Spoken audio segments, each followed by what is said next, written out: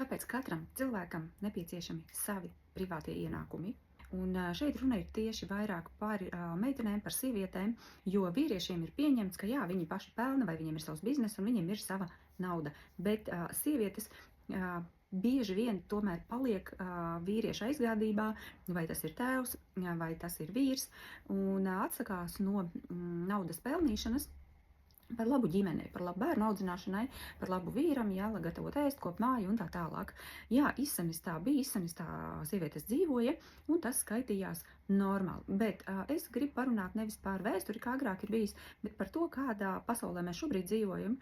Pat sākot no tāda banālas lietas kā dzimšanas diena, ja tu esi sieviete un tavam mīļotajam ir jubileja liela svētki, varbūt pat, tev gribās noteikti viņam arī kaut ko uzdāvināt, lai vai kā, tās nebūs kaut kāds sīkumiņš, bet ievērojamas skaistas dāvanas nemaksā maz. Un prasīt vīram vai mēģināt kaut kā iekrāt naudu, kaut kur ekonomēt, lai pēc tam viņu apsveiktu, tas, man liekas, ir apgrūtinoši un nevisai forši. Tāpēc pat tāda banāla lieta, kad otram uzdāvināt kaut ko, tev tā nauda ir jānopelna. Tas varbūt nav pats būtiskākais, bet viena no tādām būtiskām lietām manā skatījumā tā ir. Otrkārt, tev ir forša sajūta, ka tev viss sīkums, ko tu gribi, ka tu vari aiziet pati nopirkt, ka tev nav jāprasa nauda, nezinu, zeķubiksēm, sejas krēmam, vitamīniem vai nelielam ceļojumam kaut vai uz otru Latvijas pusi, ka tev sagribās vienkārši kādās brīvdienās kaut kur aizdoties.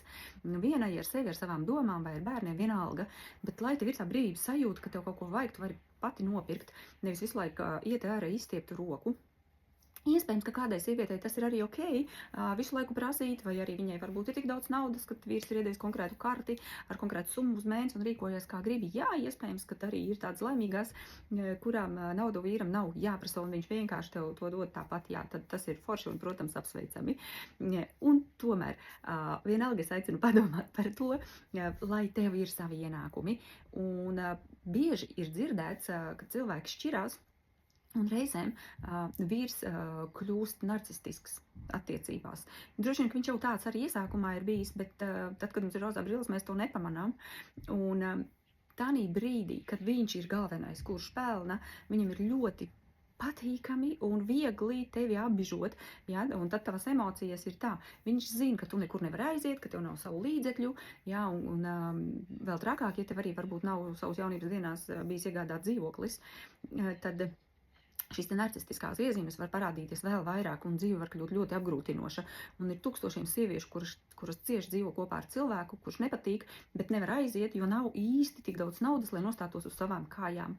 Un tāpēc, ja tu arī esi cilvēks, kas ģimenē pelna, kam ir sava nauda, savi līdzekļi, tad tas otrs, varbūt narcistiskais vīrietis, viņš tomēr pieraustīsies, un neapbižos tevi tik ļoti, jo viņš redz, ka tu esi neatkarīga, ka tu vari vienā dienā paņemt savas mantas un arī aiziet, Protams, man gribētos, lai sievietes nestrādā 8 stundas nedēļā, 5 dienas un varbūt pat vēl vairāk, jo sievietei patiešām ir jābūt tai, kura mājās rada prieku, rada foršu mājas sajūtu. Ko tad darīt? Kur tad pelnīt naudu, ja negribās strādāt caurām dienām kādam algotu darbu?